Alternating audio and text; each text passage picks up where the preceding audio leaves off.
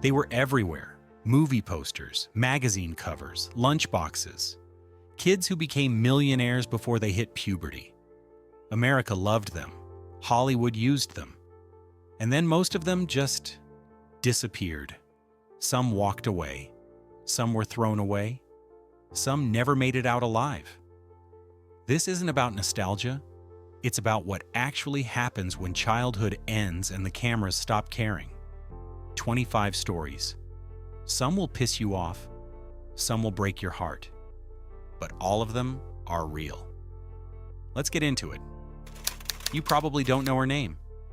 But if you watched TV in the 1950s, you saw her face. Beverly Washburn was in everything. The Lone Ranger, Old Yeller, dozens of shows. Directors kept hiring her for one specific reason. She could cry on command. Real tears. Every single take. She wasn't a megastar, but she worked constantly. And here's the thing, she actually made it out. No scandals, no arrests, no tragic ending. She just transitioned. When the kid roles dried up, she kept working in smaller parts, then quietly stepped back. Today she's 81, living in Las Vegas. She wrote a memoir called Real Tears, not to expose anyone, just to tell her story. In an industry that chews up child actors and spits them out, Beverly Washburn is one of the rare ones who survived on her own terms. In 1939, Universal Studios thought they'd found gold. Gloria Jean was 12 years old, with a voice like an angel. They positioned her as the next Deanna Durbin, the girl who could save the studio again. She starred in over 20 musicals before she turned 21. But by the late 1940s, audiences were tired of sugary musical comedies. Gloria's films stopped making money. Universal dropped her. She tried smaller studios. Nothing stuck. She was 23 and already washed up, so she did something most child stars can't do. She walked away clean. She became a receptionist, a hostess, a regular working mom. When people asked her about Hollywood years later, she'd just shrug. When the time came to move on, I moved on. Gloria Jean died in 2018 at 92. The industry that once bet everything on her had completely forgotten her name. But maybe that's exactly what she wanted. If you've seen Village of the Damned, you remember him. That platinum blonde kid with the glowing eyes, leading a pack of creepy alien children. Martin Stevens didn't just play unsettling, he was unsettling. Then he did it again in The Innocents, playing a boy who might be possessed. Critics called him one of the most gifted young actors of his generation. He was 11 years old. And then, he just stopped. At 16, Martin walked away from acting entirely. No explanation, no comeback. For decades, horror fans wondered what happened to him. Was he dead? Lost? Disappeared? Nope. He just didn't want to do it anymore. He gave a few interviews years later for horror documentaries. Always calm, always detached. He'd left that life behind. No regrets, no drama. Martin Stevens didn't crash and burn. He didn't spiral into addiction. He just chose peace over Hollywood. And in this industry, that might be the most shocking ending of all. Born into a showbiz family, June Lockhart was already acting at 13 in A Christmas Carol back in 1938. Most child stars flame out by 20. June? She never stopped working. She was in Meet Me in St. Louis as a teen. Then she became America's Mom, twice. First on Lassie, then on Lost in Space. Warm, capable, steady. 2 generations grew up thinking of her as their TV mother. But here's what's wild. She didn't just survive Hollywood. She mastered it. No scandals, no breakdowns, no disappearing for decades. Just steady, smart career moves for over 80 years. She's 99 years old now, still doing conventions, still telling stories, still sharp. June Lockhart pulled off something almost no child star ever does: longevity without tragedy. In a town famous for destroying its young, she built a legacy that refuses to fade. For 5 years, Johnny Crawford played Mark McCain on The Rifleman, America watched him grow up on screen from 12 to 17, the wholesome son on the wholesome Western. Fan mail poured in, 2,000 letters a week. But Johnny wasn't just an actor. By the early 60s, he was also a pop star. Cindy's Birthday hit the charts. For a minute, it looked like he might actually pull off the transition from child star to adult entertainer. Hollywood had other plans. Typecast as the innocent kid, he couldn't land serious adult roles. The acting work dried up. So Johnny did what he actually loved: music. He formed a vintage dance orchestra and spent decades performing the songs from the era he loved. Then Alzheimer's hit. Johnny faded from public life. He died in 2021 at 75. He never recaptured that rifleman fame, but he found something better: a life doing what he actually wanted to do. Striped shirt, overalls, mischievous grin. From 1959 to 1963, Jay North was Dennis the Menace, one of the most famous kids in America. The lovable troublemaker straight from the comic strip. But off-screen, Jay was living a nightmare. His aunt and uncle, his legal guardians, were abusing him. Emotional abuse, psychological abuse. If he didn't perform perfectly, they'd punish him. The whole time he was making America laugh, he was terrified at home. When Dennis the Menace ended, so did Jay's career. Typecast and traumatized, he couldn't book new roles. Hollywood moved on. He tried a few more shows, served in the Navy, then just disappeared from entertainment. Unlike a lot of child stars, Jay didn't self-destruct, but he carried deep scars. He worked regular jobs, even became a corrections officer, far from Hollywood. Today at 73, he speaks openly about the abuse, about the cost of child stardom. Jay North's story isn't funny. It's a reminder that behind the laugh track was a boy living through something very, very real. While other child stars played sweet and innocent, Bonita Granville went the opposite direction. At 13, she played one of the most vicious characters in film, Mary Tilford in These Three, 1936. So good, so cruel, she got an Oscar nomination. Then she became Nancy Drew in a series of films. For a while, she was Hollywood's sharpest young actress, but by the 1940s, the roles got smaller. The spotlight dimmed. Everyone assumed she'd fade away like the rest. Bonita had other plans. In 1947, she married oil tycoon and producer Jack Rather. Together, they built an entertainment empire. They produced Lassie, invested in hotels, theme parks, television. Bonita wasn't just a former child star. She was running the show. When she died in 1988, her business success had completely eclipsed her acting career. Bonita Granville didn't disappear from Hollywood, she bought it. For 7 years, Jon Provost played Timmy on Lassie, the farm boy with the world's most loyal dog. From 1957 to 1964, he was one of the most recognizable kids on TV.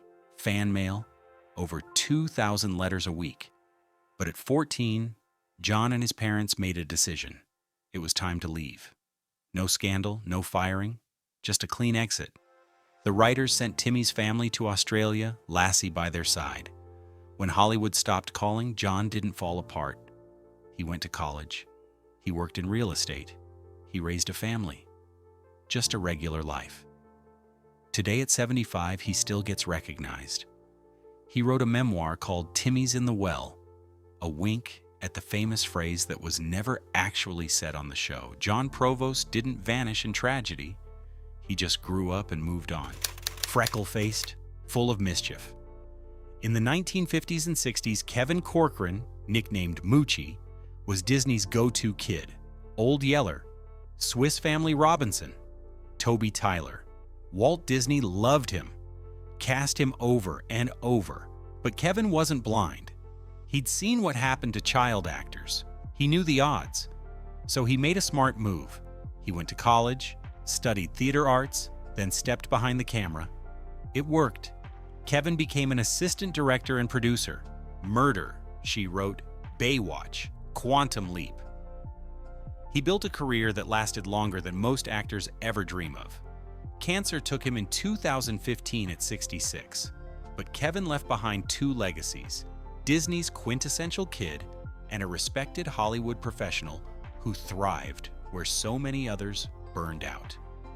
Scotty Beckett had it all. As a kid in our gang comedies, he was pure charisma. Then he transitioned into features, playing young versions of Spencer Tracy and Al Jolson. For a while, it looked like Scotty had cracked the code. Then his father died. Scotty was 14. Grief turned into addiction, pills, alcohol, arrests. The clean-cut boy America loved became a tabloid disaster. By his late teens, Scotty was spiraling. His marriages collapsed. Acting jobs disappeared. His rap sheet kept growing. He went from starring in Rocky Jones, Space Ranger, to begging for second chances. In 1968, after a mysterious beating, Scotty checked into a nursing home. 2 days later, he was found dead. Barbiturate overdose. He was 38 years old. Scotty Beckett had every advantage: talent, looks, opportunity. But Hollywood doesn't care about potential. Once you start falling, it's almost impossible to stop. With his crisp British accent and refined manners, Freddie Bartholomew was MGM's answer to Shirley Temple in the 1930s. David Copperfield, Little Lord Fauntleroy, Captains Courageous.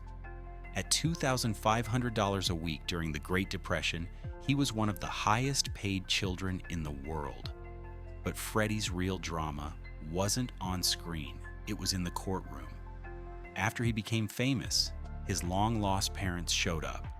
Not for reconciliation, but for custody and control of his money. The legal battles were vicious. They drained his fortune. Then puberty hit. MGM dropped him at 14. Most people expected him to spiral into bitterness. Instead, Freddie joined the military in World War II, then quietly built a second career in television advertising. He started at the bottom and worked his way up to executive and award-winning director. To most of his colleagues, he wasn't a former child star, he was just Fred from The Office. When he died in 1992, many of them had no idea he'd once been one of Hollywood's brightest lights. And that's probably exactly how he wanted it. She could cry on cue, steal every scene, outact adults twice her age. At 7 years old, Margaret O'Brien won a special Oscar. She was MGM's secret weapon in Meet Me in St. Louis, holding her own opposite Judy Garland. Then she grew up. The sweet, teary-eyed persona didn't translate to teenage roles. Hollywood stopped calling. But unlike so many who desperately clung to fading fame, Margaret made a different choice. She walked away. No scandal, no meltdown. She got married, raised a family, and lived far from the chaos of showbiz. No arrests, no overdoses, no headlines. Today at 87, she occasionally shows up at classic film festivals, still gracious, still glowing. She managed her money, kept her dignity, and avoided the tragic spiral that claimed so many of her peers. Margaret O'Brien didn't vanish. She evolved. And in Hollywood, that might be the boldest move of all. At 12 years old, Claude Jarman Jr. stunned everyone in The Yearling. The performance was so raw, so real, it earned him an Academy Juvenile Award. For a moment, he was the boy every studio wanted. Then he did something rare. He walked away while still on top. No scandal, no breakdown. Just a quiet decision to leave the spotlight. After a few more films, including Intruder in the Dust, Claude went home to Tennessee. Finished high school, chose college over casting calls. He served in the Navy, went to Vanderbilt, eventually ran the San Francisco International Film Festival, not as a star, but as an executive. Claude Jarman Jr. died on January 12, 2025, at his home in California. He was 90 years old. He didn't disappear in tragedy, he disappeared in wisdom. And in Hollywood, that's the rarest plot twist of all. In the 1950s, millions of Americans knew him as Jeff, the farm boy on Lassie. Tommy Rettig was a national treasure, wholesome, heartwarming, the perfect kid. But Tommy was struggling. Fame felt like a cage. At just 14, he shocked producers by asking out of his contract. He didn't want to grow up on camera. He wanted his life back. What followed wasn't smooth. Typecast and trapped by his childhood image, Tommy couldn't land serious roles. Then came arrests, drug charges, a very public fall from grace. Hollywood turned its back. But Tommy didn't stay down. In a twist no one saw coming, he reinvented himself behind the screen. He dove into the rising world of computers, became a pioneer in database programming, a respected author in the tech world. He didn't return to fame. He didn't want to. Tommy Rettig died in 1996 at 54. He left behind something few child stars ever find, a second act entirely his own. Before Shirley Temple, there was baby Peggy, Hollywood's first real child superstar. By age 5, she'd filmed over 150 shorts and was earning $1.5 million a year. More than most adults could dream of. But behind the curls was a little girl being worked like a machine, 8 hours a day, 6 days a week. If she couldn't cry on command, they'd press an ice cube to her face until tears came, and all those millions, gone. Wasted by her father on bad investments and ego. By age 7, it was over. Her father's feuds killed her career. The family fell into financial ruin. She was dragged into vaudeville to survive, performing night after night while still a child. As she grew, baby Peggy vanished. In her place, Diana Sarah Cary was born. She left acting, changed her name, tried to live normally. For decades, she was forgotten, until film historians rediscovered her legacy. But Diana didn't just reclaim her past, she transformed it. She became a writer, a historian, and a fierce advocate for child actors' rights. The girl who was once a pawn of the silent film era became its most powerful voice. She lived to 101. Not just as a survivor, but as a fighter who finally wrote her own ending. Before there was fame, there was Shirley, dimpled, curly-haired.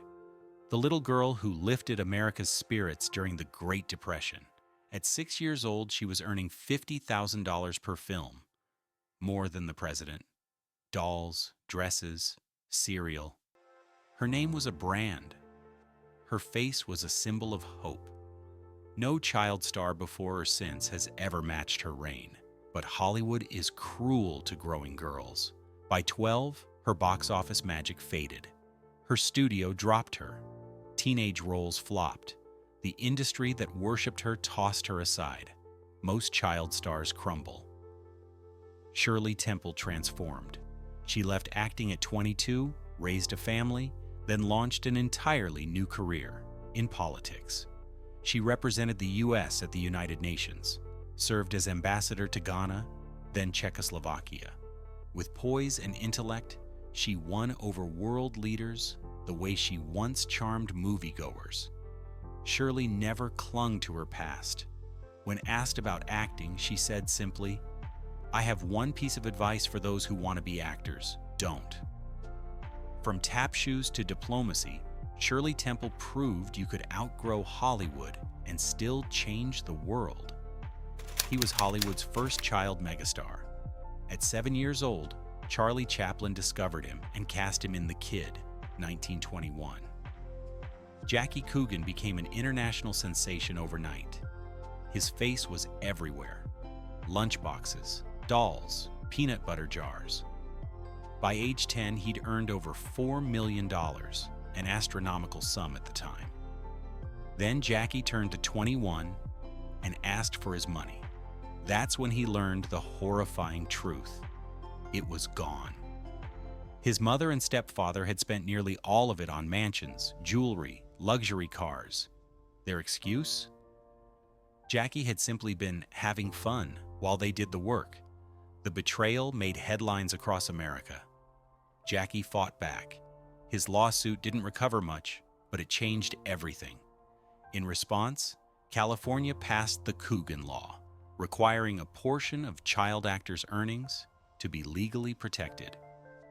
Jackie never regained his childhood fame, but he never gave up. Decades later, a new generation discovered him as Uncle Fester on The Addams Family, a role so different few fans even knew his history. He died in 1984, not just as a performer, but as the boy who forced Hollywood to protect its children. Shane, come back! With those 4 words, 11-year-old Brandon deWilde etched himself into film history. His performance in Shane earned him an Oscar nomination. Critics called him a prodigy. Audiences called him unforgettable. And for a while, Brandon looked like he might actually make it. He scored serious roles in HUD opposite Paul Newman, starred in hit TV shows. He wasn't just surviving Hollywood, he was conquering it. But fate had other plans. In July 1972, just as his adult career was gaining real traction, Brandon's life ended in a flash. A car accident near Denver. He was 30 years old. One moment he was heading to a stage performance. The next, he was gone. No scandal, no overdose, no slow unraveling. Just a single brutal twist of fate. Fans were left reeling, not because he fell, but because he never got the chance to rise fully. Brandon deWilde didn't disappear. He was stolen.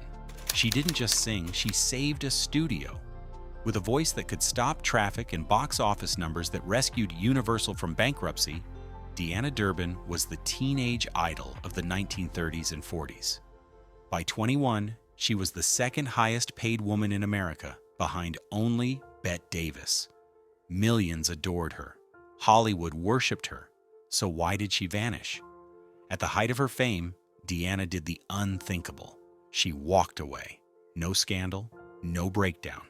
At 27, she made one final film, took one last bow, and then silence. She moved to a quiet village in France, married a producer, and never looked back. No interviews, no comebacks. She turned down every offer, millions of dollars, iconic roles, reunion specials, all of it. For 6 decades, the woman once hailed as America's sweetheart lived in near total anonymity. When pressed, she gave a simple answer. I was never happy in Hollywood. Deanna Durbin didn't fade. She vanished by choice. She refused to be anyone's fantasy, anyone's product. Her legacy isn't just her voice, it's her escape. In an industry obsessed with comebacks, Deanna gave us something rarer, a clean, powerful exit. And that might be her greatest performance of all. He was Disney's golden child, the voice of Peter Pan, the face of Treasure Island, the studio's first ever contracted kid star. At 12, he won a special Oscar. Bobby Driscoll wasn't just famous, he was untouchable. For a moment. Then puberty hit. His baby face disappeared, acne set in, and suddenly Disney had no use for him. The same Walt Disney who once treated him like a son abruptly ended his contract. At 16, Bobby was labeled difficult and washed up. What followed was a free fall, drugs, arrests, complete exile from Hollywood. Desperate for redemption, Bobby tried rehab. It didn't stick. He vanished from the public eye. In 1968, 2 kids found a body in a derelict New York tenement. No ID, no headlines. He was buried in a mass grave on Hart Island. 2 years later, a fingerprint match confirmed the grim truth. It was Bobby Driscoll, dead at 31 from heart failure due to heroin addiction. The boy who once flew through Neverland died alone, forgotten, and nameless. Bobby Driscoll's story isn't just tragic, it's a brutal Hollywood warning. Once the lights go out, even Peter Pan can crash to earth. That cowlick, that off-key singing voice. Carl Alfalfa Switzer was one of the most recognizable kids from our gang in the 1930s. When he crooned, "I'm in the mood for love," America laughed. He was adorable. But when our gang ended, so did the laughs. Carl grew up, and Hollywood didn't want a grown-up Alfalfa. He struggled to find work, took odd jobs, started drinking heavily. By the 1950s, Carl was desperate for money. He became a hunting guide and bartender, got into fights, made enemies.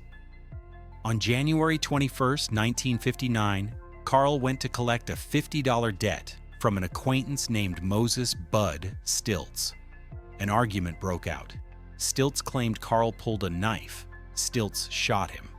Carl Alfalfa Switzer died on the floor at 31 years old. Over $50.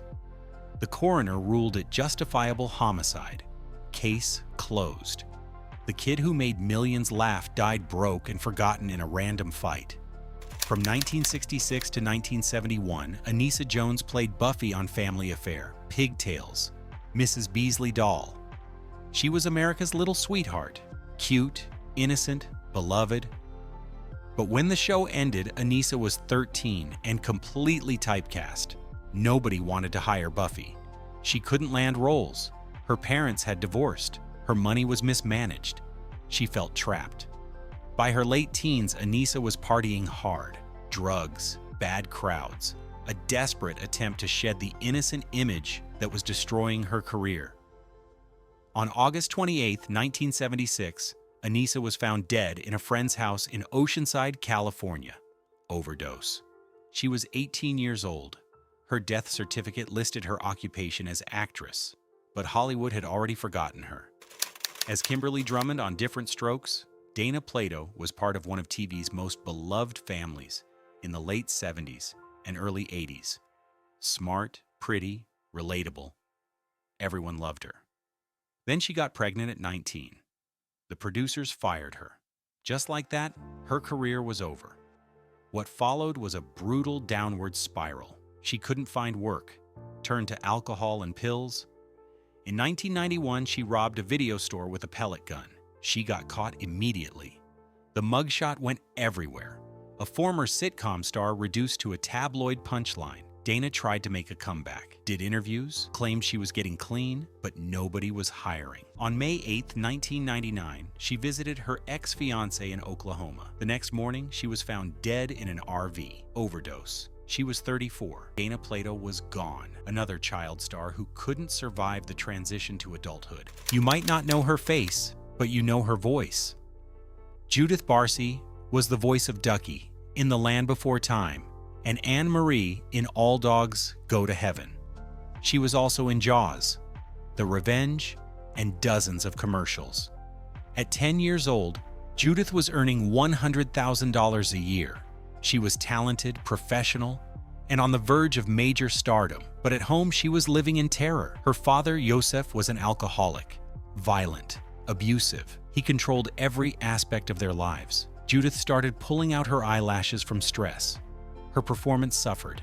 Friends noticed bruises. Her mother, Maria, tried to leave, but Yosef threatened to kill them both.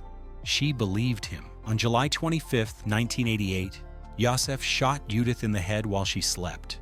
Then he shot Maria. Then he set the house on fire and shot himself. Judith Barsi was 10 years old. They're here. Those two words made Heather O'Rourke a household name. As Carol Ann in Poltergeist, 1982, she was the wide-eyed, innocent little girl caught between worlds. The franchise made her a star. She seemed destined for a long career. But in late 1987, Heather started getting sick. Stomach pain, nausea. Doctors misdiagnosed it as Crohn's disease and put her on medication. On January 31, 1988, during a routine visit to the hospital, Heather went into cardiac arrest. She was rushed into surgery. Doctors discovered she had a bowel obstruction caused by stenosis, a congenital condition that had gone undetected. She died on the operating table. Heather O'Rourke was 12 years old. Heather O'Rourke didn't vanish from Hollywood. She was stolen from it. And that might be the most heartbreaking ending of all. 25 stories. Some ended in quiet dignity. Some ended in tragedy. But all of them remind us of the same thing. Childhood stardom comes with a price. For every Shirley Temple who reinvented herself, there's a Bobby Driscoll who died alone in a tenement. For every June Lockhart who mastered the system, there's a Scotty Beckett who couldn't escape it. These weren't just actors, they were kids, and Hollywood used them up. Some fought back, some walked away, some never made it out. But their stories deserve to be told. If you want to see more deep dives into Hollywood's hidden history, hit that subscribe button. Drop a comment and tell me which story shocked you the most. And if you know someone who needs to hear these stories, share this video. Thanks for watching. I'll see you in the next one.